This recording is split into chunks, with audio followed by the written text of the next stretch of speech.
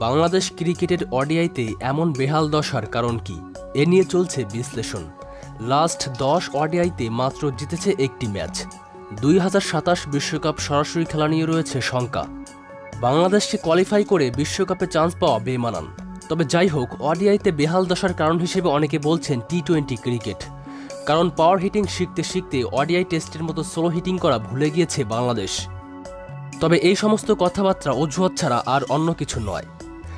বাংলাদেশের batting line আপে স্থায়িত্ব নেই। একসময় তামিম, সাকিব, মুশফিক, মাহমুদুল্লাহর মতো অভিজ্ঞ ব্যাটসম্যানরা ওডিআই ক্রিকেটের জন্য মানানসই ছিল।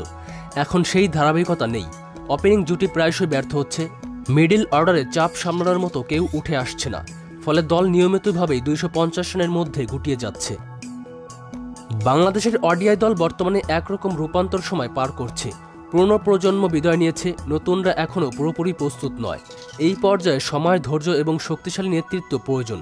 সঠিক পরিকল্পনা, মানসিক দৃঢ়তা ও নির্বাচনের দূরদর্শিতা ফিরিয়ে আনতে পারলে বাংলাদেশ আবারও ওডিআইতে নিজেদের জায়গা ফিরে পেতে পারে।